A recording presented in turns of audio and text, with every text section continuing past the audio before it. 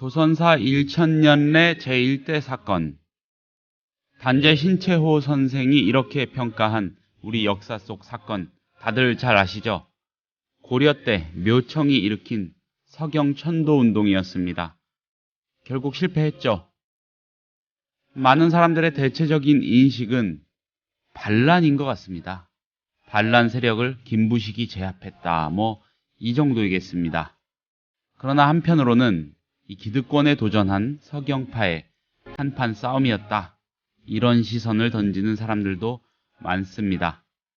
결국 역사란 어떤 측면에서는 기득권이 유지되거나 해체되는 과정 아니겠습니까? 무척이나 드라마틱했던 서경천도 운동입니다. 신채호 선생의 평가가 괜한 건 아니겠죠? 국민TV 라디오 30분 책 읽기 1월 14일 화요일 순서 시작합니다.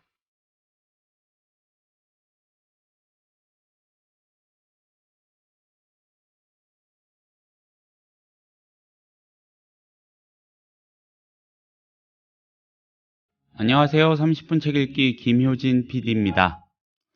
현대사에서도 비교적 최근에 천도운동, 일종의 천도운동이 있었습니다. 노무현 전 대통령이 주인공이었죠. 헌법재판소의 당시 결정 기억들 하실 겁니다. 여차저차 해서 세종시라는 신도시가 만들어졌고요. 과거와 현재는 이처럼 묘한 각도로 비교나 대조가 됩니다. 이희진의 역사일기에서 묘청의 서경천도운동 이야기를 다뤄보려고 합니다. 이희진 선생이 공저를 한 권 냈습니다. 그들은 어떻게 시대를 넘어 전설이 되었나.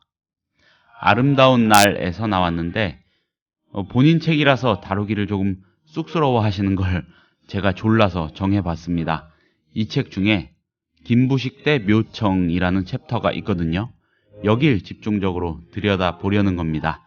오늘 상편, 내일 하편으로 구성해 보겠습니다. 이희진 선생님 모십니다.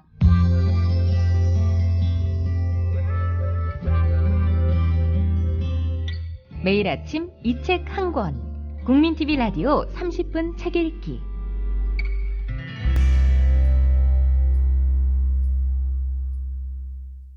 선생님 안녕하세요. 안녕하십니까? 네, 오늘 이야기 저는 부쩍 기대가 더 됩니다. 아, 그러십니까? 예, 제가 이 얘기 다뤄달라고 오래전부터 조르지 않았습니까?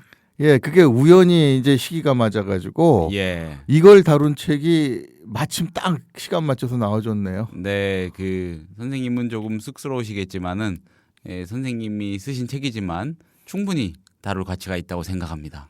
감사합니다. 자, 묘청의 서경천도운동, 그리고 더불어서 김부식, 고려, 이런 단어들 떠오릅니다.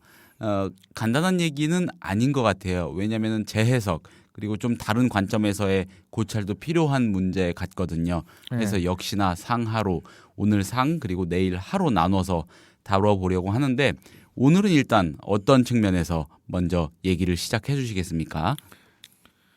예, 그게 이 책의 기본적인 컨셉하고 관련이 되는 얘기인데요. 네. 요게 이제 보통 보면은 이제 전문가들보다는 네. 대중들이 읽기 편한 컨셉으로 기획이 됐거든요. 예. 처음부터 이걸 기획해서 저한테 이제 일을 하자고 보낸 기획자의 의도가 예. 역사라는 것 자체가 뭐겠느냐.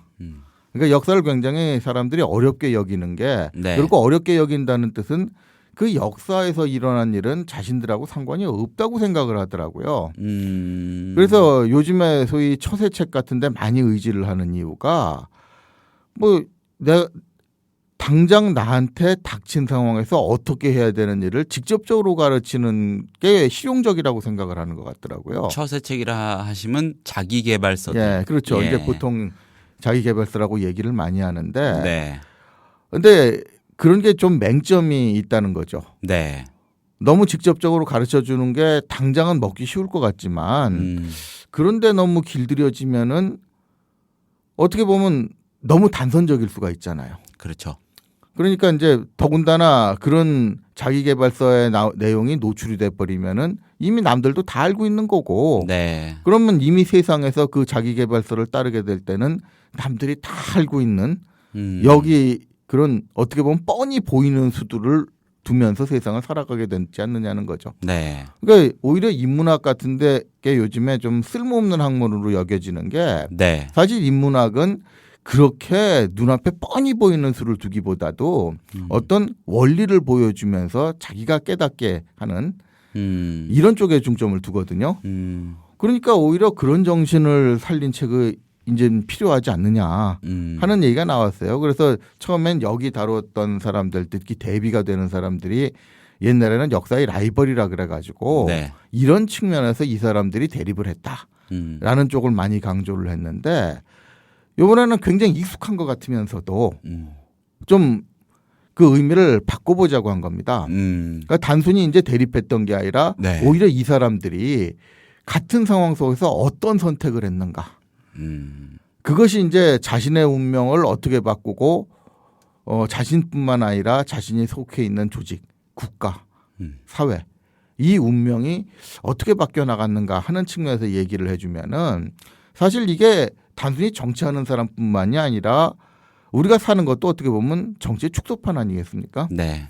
그런 측면에서 어떤 자기가 처한 상황에서 특별한 선택을 하는데 이 도움이 되지 않겠느냐 이런 측면에서 기획을 해서 같이 해보자 그러더라고요. 그래서 네. 기획자하고 많이 대화를 하면서 그래서 컨셉을 많이 잡은 겁니다. 그렇게. 네, 그렇군요. 이 앞에 그 챕터명들을 살펴봤는데 솔깃한 게 많아요. 묘청과 김부식도 그렇고 어떤 사람들을 등장을 딱 시키고 그 이면을 조금만 다른 각도에서 파고 들어가 보는 왜 그런 선택들을 했을지, 왜 그럴 수밖에 없었는지, 그 사건을 제대로 이해하기 위해서는 어떤 맥락을 조금 살펴봐야 되는지 뭐 이런 걸 탐구하신 게 아닌가 싶더라고요. 네, 뭐 애정을 가지고 봐주셔서 감사합니다. 아유, 그렇게 말씀해 주시니까 저도 감사합니다. 예. 자, 그러면 이야기로 들어가 볼까요? 일단 오늘 김부식 대 묘청 편인데 먼저 오늘 상편에서는 묘청에 초점을 좀 더 맞춰서 예. 그러니까 이제 이 김부식과 묘청만 하더라도 일단 네. 평가부터 얘기를 해보면은 네. 시대적으로 평가가 한 크게 두 번이 바뀌었어요. 네. 그러니까 바꾼 그 계기를 보면은 네. 어떻게 보면 결과를 가지고 많이 얘기를 한 거죠. 그러니까 기존에 이제 전근대에는 묘청을 상당히 요사스러운 승려로 봤거든요. 왜냐하면 결국 제압당했고 치부도 했으니까. 그렇죠. 이제 반란을 일으키고 예. 제압을 당하는 과정에서 국가에 반항한 네. 그리고 반란을 일으킬 만큼 음모를 꾸민 요사스러운 승려라고 여겨졌는데 요사스러운 승려. 네, 그 되게 이제 전근대는 그렇게 많이 여겼습니다. 예. 근데 이게 한 방에 바뀐 게 네. 신채호 선생의 한마디였죠. 조선사 1000년의 제일 네. 대사건. 그러니까 신채호 선생 같은 경우에는 아무래도 그때가 시대적 전환기, 네. 이 전근대에서 근대로 바뀐 시점 아니겠습니까? 네. 그러니까 그런 시점에서 이 민족이라는 개념이 많이 부각이 되고 네. 또 어떤 국가 같은 경우에도 이 민족을 살리기 위한 의지 이런 걸 굉장히 강조를 하다 보니까 묘청도 그런 시각에서 본 거죠. 그러니까 신채호 선생은 기존에 이제 전근대에서 보는 거하고 전혀 다른 관점에서 뭐 칭제관원 같은 걸 주목을 한 거거든요. 네. 그러니까 이제 그 중국에서 금 같은 데가 뭐 형제의 맹약에서 더 나아가서 이제 군신 관계를 맺자고 그러니까 어떻게 우리가 오랑캐한테 자존심 굽히면서 군신 관계를 맺자 그러느냐. 그러니까 그거를 받아들인 그때 김부식을 중심으로 한 요 귀족 세력을 이제 소위 사대주의자로 몰고 이들의 반대를 해가지고 칭제권원을 하면서 국가의 자존심을 세우자고 했던 묘청을 진정한 이 뭐 민족주의자라고 얘기하면은 현대적인 개념이 됩니다만은 진정한 애국자? 네, 진짜 애국자로 이제 많이 치부를 한 거죠. 잠깐만 옆으로 세보자면은 단재 신채호의 그런 주장은 굉장히 급진적인 거였죠. 네, 근데 근대적인 시대 정신의 산물이라고 봐야 되겠죠. 음. 그래서 이제 거기서 조금 벗어난다는 게 네. 그 이후에 이제 현대로 들어오면서 역사학자들은 네. 거기서 조금 벗어나자 보자는 시각에서 네. 서경파와 개경파의 대립이라고 많이 봅니다. 그러니까 이 개경파라고 얘기가 되는 이제 기득권층, 김부식으로 네, 상징되는 김부식을 중심으로 네. 한 이런 귀족들에게 새로 일어나는 서경파가 도전을 했다. 특히 인종의 입장 같은 경우에 아무래도 실권이 없는 왕이거든요. 네. 그러니까 그 이전에 이 묘청이 등장하기 이전부터 이자겸이라는 어떻게 보면 장인, 네. 이 장인이라고 할 수 있는 이자겸에게 굉장히 휘둘리면서 실권을 행사하지 못했거든요. 네. 또 이자겸이 제거된 다음에도 사실 자기 힘으로 제거했다고만 얘기하기가 곤란하니까 어떻게 보면 귀족들 사이에 이권을 이용을 해가지고 이자겸을 몰아냈을 뿐이지 귀족들 위주로 돌아가는 정치판 자체를 바꾼 건 아니거든요. 이런 상황에서 이제 묘청이 등장하게 되는 거죠. 네. 묘청은 승려 출신이고요. 그렇죠. 그러니까 묘청에 대해서는 기본적으로 그 정계에 등장하기 전에 앞에 뭘 했는지에 대한 기록이 거의 없습니다. 실체를 몰라요.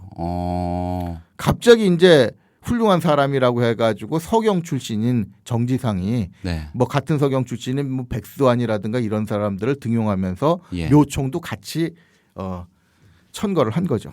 물타기로 등용이 됐군요. 일단 그렇죠. 등용은. 이제 좀 어떻게 보면 물타기라는 표현도 나왔습니다만은 낙하산 비슷하게 정지상이라는 서경 출신의 유력한 인사가 등용을 시켜준 거죠. 그런데 인물인 건 분명하고. 그렇죠. 그러니까 예. 나름대로 그 사람이 아무 이제 그 귀족이라는 네. 어떤 그 당시에서 인정받는 신분 출신이 아닌데 그런 정치적인 기반이 없이 영향력을 행사했다는 측면에서는 뭐 나름대로 그것도 능력이라면 능력이라고 할 수가 있는 거죠. 그렇죠. 뭐 그런 현상, 그런 인물은 현대에도 예, 동서고금을 가끔씩 막론하고 가끔씩 나타나죠. 등장하죠. 예.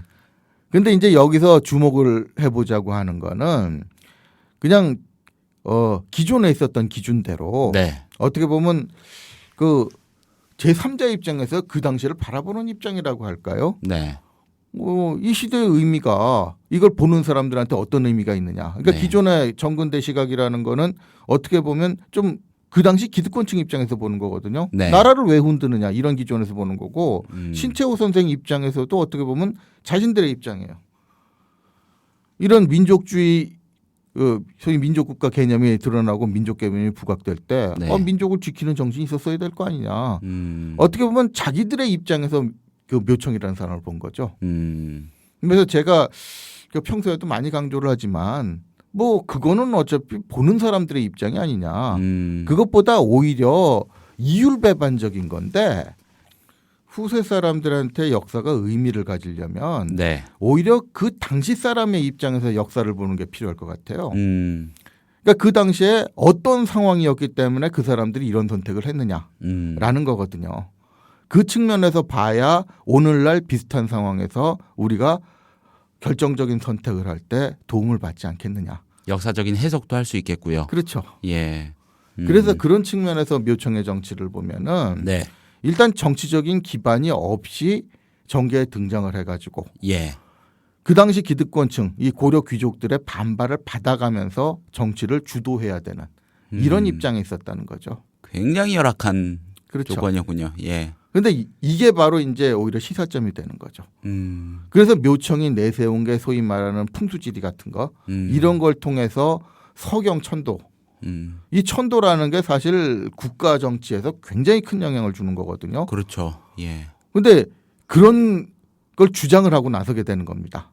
그러니까 거기에 이제 왕도 어느 정도 마음이 기울었었고 그러니까 그 의도는 어느 정도 보이죠. 아무래도 이제 기존에 있는 기득권층을 좀 눌러야 되는 예. 이 전국의 주도권을 좀 바꿔야 될까? 그걸 기도하는 사람들이 뭐부터 하겠습니까? 결국 그 기득권층이 가진 힘을 어느 정도 줄이고 뺏는 쪽에 신경을 쓸 수밖에 없거든요. 네. 그 중에 방법 중에 하나가 천도죠. 최근에도 천도 얘기가 많이 나왔습니다만은 네. 아무래도 이 지역이라는 걸 무시를 못 하거든요. 그 최근이라고 하셨는데 역사를 다루다 보니까는 예. 뭐 한 10년 전, 몇 년 전 얘기는 최근처럼 느껴지기도 그렇죠. 합니다만 뭐 참여정부 때겠죠. 예. 본격적으로. 예. 그러니까 어느 정도 이제 국가를 이 개혁이라고 해가지고 체제를 좀 근본적으로 바꾸고 싶을 때 네. 기득권층의 저항이라는 건 뭐 말도 못 하거든요. 그렇죠. 그걸 어느 정도 이제 처리를 하지 않고서는 이 전국의 이 변화라는 거는 생각할 수가 없으니까 이때도 네. 똑같은 겁니다. 그러니까 개경이라는 데 수도를 가지고 있으면은 그 개경을 바탕으로 권력을 잡은 사람들이 주도하는 전국 구도를 바꿀 방법은 없는 거거든요. 그러니까 이제 여기서 서경이라는 새로운 지역으로 전도를 하게 되고 그러면서 이제 기존의 기득권 힘을 약화시키는 이런 게 있는 거죠. 그래서 지금 역사학자들도 거기를 바로 그 점을 주목을 해서 네. 개경파와 서경파의 대립이라는 구도로 이 시기를 보는 거죠. 근데 이제 제가 주목하고 싶은 거는 뭐 그 구도야 이미 현재 역사학자들이 일반적으로 보는 거니까 네. 저는 방법론을 좀 주목을 하고 싶었던 거예요. 네. 그럼 묘청 같은 경우에 왜 풍수지를 내세웠을까 이거거든요. 그러니까 이게 어떻게 보면은 좋게 말하면 감성 정치라고 얘기를 할 수가 있는데 좀 뒤집어서 어두운 이면으로 얘기하면은 의욕이 앞서고 네. 목적이 앞서는 겁니다. 그러다 보니까 이제 수단이 치밀해질 수가 없죠. 정교하지 못하고요. 네. 좀 왜 치밀해지냐? 치기 어린. 그렇게 될 수밖에 없는 게 사실 정치라는 게 이게 뭐 동서고금을 막론하고 굉장히 많이 보여진 게 네. 의욕은 순수한 사람들이 많아요. 그러니까 새로 일어난 사람들, 기득권층의 횡포에 저항을 하면서 일어나는 사람들은 의도가 일단 이래 가지고 나라가 안 되지 않느냐. 그러니까 이걸 좀 바꿔봐야 되지 않느냐는 의욕을 가진 사람들은 많았어요. 네. 그런데 실패할 확률이 훨씬 더 높았던 이유는 바로 경험이 없다는 겁니다. 경험이 없을 수밖에 없는 게 해본 적도 없고 또 해본 적이 없을 뿐만 아니라 국가를 운영하는 핵심 정보들을 자신들은 잘 모르잖아요. 선생님 오늘 말씀이 이 묘하게 이 현재의 그 시사평론처럼 들리는 건 뭘까요? 그만큼 원래 통하는 게 많다는 같은 이어지는 맥락이 있다는 얘기겠죠. 그래서 아까 네. 이 책의 컨셉을 얘기할 때 네. 원래는 역사가 이래야 정상입니다. 네. 그 역사가 그냥 지나간 옛날 얘기 들추자는 게 아니거든요. 네. 근본적인 목적이 역사는 인류의 경험 아닙니까? 개인의 경험이 아니라 그렇죠. 뭐 한국사는 한국 사람들의 개념이 되겠지만은 어쨌든 이 경험을 왜 우리가 연구를 하겠어요. 오늘날에 딱 거울이 돼서 네. 그 요소들이 참고가 되니까 그러는 거거든요. 거울이라는 말씀이 딱 맞는 것 같아요. 그렇죠. 그러니까 예. 역사를 거울이라고 하는 말이야 일반적인 얘기인데도 불구하고 그 일반적인 얘기를 오히려 되새기지 못하고 골동품처럼 돌려놓고 이제 엉뚱한 측면만 보는 게 네. 오히려 이 역사학이 쓸모없는 학문이 돼버리는 이런 이유가 됐다는 게 제가 가진 불만이죠. 네. 어쩌면 역사학에 대해서 불만인지 모르겠습니다만 어쨌든 이런 측면에서 보면은 묘청이 풍수지리를 내세웠다는 것도 나름대로 오늘날에도 생각해 볼 필요가 있다는 얘기예요. 어떻게 보면은 이게 그 한순간에는 상당한 그 파장을 일으켜 가지고 뭐 왕조차도 자신의 뜻을 많이 지원을 하고 따르게 하는 이유가 됐지만 네. 뒤집어 보면 이게 양날의 검이라는 거죠. 묘청이 몰락을 하는데도 바로 이런 방법론이 중요하게 작용을 했다는 겁니다.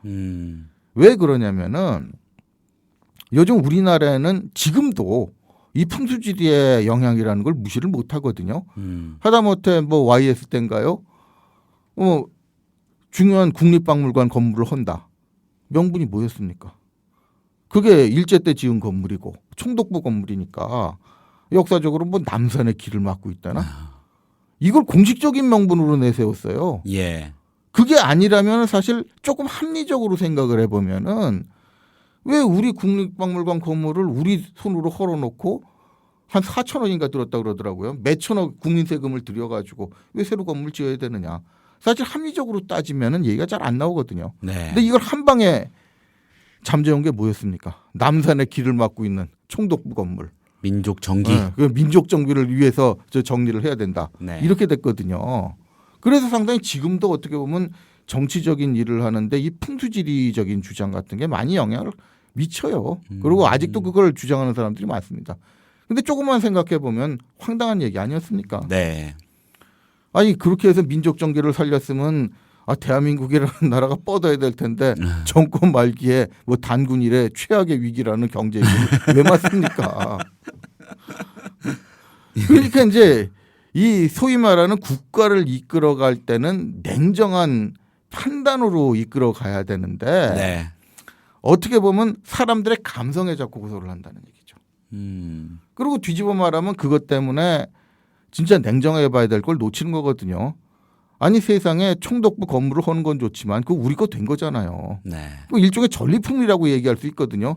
일제한테 뺏긴 게 많은데 그나마 건물 같은 건 갖고 가지 못하니까 자기 돈으로 짓고 우리가 얻은 건데 그걸 우리 손으로 때려 부시면서 무슨 민족 정기를 얘기하는지 모르겠어요. 뺏은 전리품은 활용을 잘해야 그게 실용적인 거라고 보는데 무슨 또 식민사관이니 이런 또 오해가 나올 수 있겠는데 이 예를 들어서 설명을 해주신 거죠. 오해 없으시길 바랍니다. 뺏은 거 때려 부시면서 무슨 예. 그게 자기들의 뭐 기계를 보인다고 얘기할지 모르겠지만 네. 실질적인 도움은 안 되거든요. 전쟁에서도 그건 격언이에요. 뺏은 전리품은 잘 이용하라는 게 격언이지 적의 거 뺏었으니까 때려 부시면서 기계나 올리라 이렇게 가르치질 않습니다. 그러니까 이건 뒤집어 말하면은 정치를 하는 데 있어서도 이게 이제 독이 되는 거예요. 네. 일시적으로는 사람들 감성에 호소를 하면은 일시적으로 지지를 받기엔 굉장히 좋습니다. 쉬우니까. 그런데 정치를 할 때는 쉽다는 맹점이 그거거든요. 쉽게 받아들일 수는 있지만 나중에 일이 길어지면서 이걸 해야 될 진짜 합리적인 이유를 못 대는 거예요. 그리고 운이 따르지 않으면은 그 반증이 되는 상황이 자꾸 일어나기 시작합니다. 그러니까 묘청한테 악재가 된 게 이러거든요. 그러니까 네. 어떤 드라마 같은 경우에도 보면은 뭐 그 작년에 한 드라마인가요? 뭐 조선을 세우는데 정도전보다 풍수가가 뭐 영향을 미쳐가지고 세운 것처럼 묘사한 드라마도 있었어요. 그런데 그게 현실일 리는 없지 않습니까?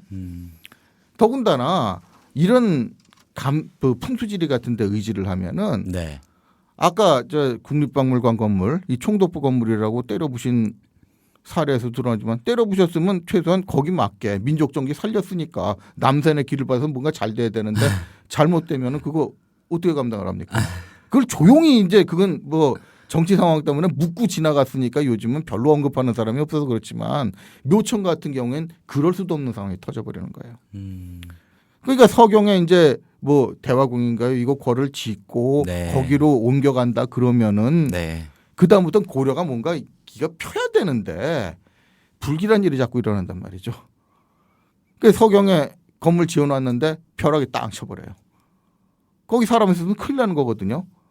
그때 마침 인종이 개경에 머무르고 있었기 때문에 망정이지 거기가 있었으면 무슨 상서로운 징조입니까? 큰일 날 뻔한 건데 사고인데 그런 걸 가지고 이제 개경 귀족들이 따지고 든다는 얘기죠. 뭐가 좋으냐. 그러니까 변명하려는 게 그런 거잖아요. 한동안 말을 못 하다가 이제 변명한다는 말이 이게 진짜 운이 좋은 징조 아니냐. 거기 있었으면 큰일 나는데 마침 그때 없었으니까 그게 운이 좋은 거다. 이걸 변명이라고 해야 된단 말이죠. 그 이후에도 행차 때마다 불길한 일이 굉장히 많이 일어나거든요. 네. 아니 이 상스러운 징조에 왜 불길한 일이 일어나는 걸 다 책임을 져야 되는데 한두 번 일어나면 모르겠는데 묘청이 그때 운이 좀 나빴나 봐요. 계속 일어난단 말이죠. 그리고 안 되니까 자꾸 상서로운 일을 인위적으로 조작을 해야 됩니다. 서경에 가니까 뭐 하늘에서 풍악이 울렸다나 정지상이나 묘청은 들었다 그러는데 다른 사람들은 못 들었다는 거예요. 그러니까 나중엔 기록에 노골적으로 그런 말이 났습니다. 우리 귀가 그건 못 들을 정도로 어두운 건 아닌데 왜 들었다 그러느냐. 이런 거를 따지게 되고 예. 또 점점 할 말 없는 아. 얘기들이 나옵니다. 예를 들어서 행차를 가게 되면 요즘엔 그냥 행차를 했나 보다라고 생각을 하겠지만 요즘처럼 그 당시가 도로가 잘 정비되어 있는 시대가 아니에요. 네. 그래서 왕이 대규모 사람들을 끌고 행차를 가게 되면은 길이 좁으니까 뭐 논이나 밭을 막 지나갈 때는 네. 그 많은 수행들이 이제 농민들이 애써 심어놓은 작물도 뭐 밖으로 가는 일도 있다는 얘기예요. 그러면 그 사람들한테 무슨 요즘처럼 보상해 주는 것도 아닌데 네. 계속 이런 식으로 석영 공사하면서 민폐 끼치는 거 어떻게 만회를 할 거냐. 김부식 같은 사람들이 바로 그런 거를 계속 상소로 올려버리죠. 그 왕으로서도 할 말이 없는 거예요. 단순히 불길한 일이라고 얘기하면은 뭐 좋은 일이 있으려고 액땜하는 거다 이렇게 얘기가 되겠지만 현실적으로 백성들한테 피해를 주고 있는데 이런 걸 왕으로서 모르는 척하고 계속 석영 공사하고 왔다 갔다 하고 그 공사를 하게 되면은 뭐 요즘처럼 임금 주면서 공사하는 시대가 아니거든요. 백성들한테 그냥 부담을 떠넘기는 거예요.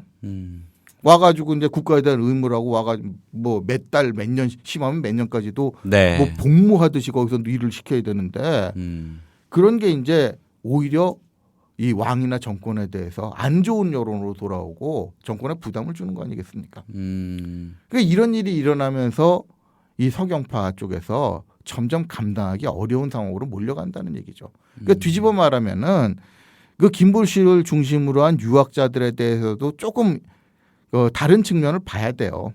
그러니까 그 세상이라는 건 이 합리적이라는 걸 얘기한 때도 상대적이라는 걸 생각을 해야 되거든요. 네. 유학자들이 지금의 실용주의적인 관점에서 보면은 굉장히 공리공론에 집착을 하는 사람들처럼 보이지만은 네. 그조차도 아닌 어떻게 보면 풍수질이나 샤머니즘이나 이런 믿음에 의지하는 사람들에 비해서는 상대적으로 그 당시에는 좀 합리적인 사람들이었다는 거죠. 그나마 이제 백성들한테 돌아갈 뭐 고통이라든가 그게 이제 정치에 돌아갈 부담 이런 거를 냉정하게 따지는 거는 사실 유학자들이 그 당시로서는 상대적으로 조금 나은 측면이 있어요. 그러니까 이 사람들은 어떻게 보면 묘총같이 이런 승려들 또 풍수가라든가 이런 사람들에 비해서는 좀 냉정한 정치를 하는 측면이 있는 거거든요. 어느 쪽이 더 훌륭하다, 더 낫다, 더 뜻이 깊다 뭐 이런 걸 떠나서 네. 어쨌든 그 펼쳐가는 방법론에 있어서요. 그렇죠. 방법론의 차이가 있는 거고 사실 국가라는 단위로 운영을 할 때는 네. 의욕만 가지고 되는 거는 아니라는 점을 좀 감안을 하고 봐야 됩니다. 알겠습니다. 묘청의 조금 안타깝고 아쉽고 그런 아마추어적인 감성의 정치, 네. 예, 이런 맥락을 짚어주셨습니다. 자, 내일 상편 이야기도 기대가 됩니다. 오늘은 일단 여기서 접도록 하겠습니다. 감사합니다. 네, 감사합니다.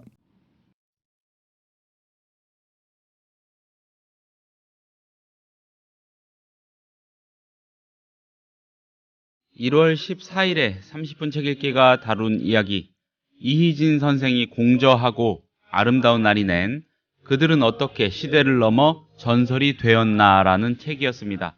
그 중에서 특히 김부식 대 묘청이라는 챕터를 집중적으로 다루고 있습니다. 오늘이 상편이었고 내일 하편에서 더 이야기 나눠보겠습니다. 감사합니다.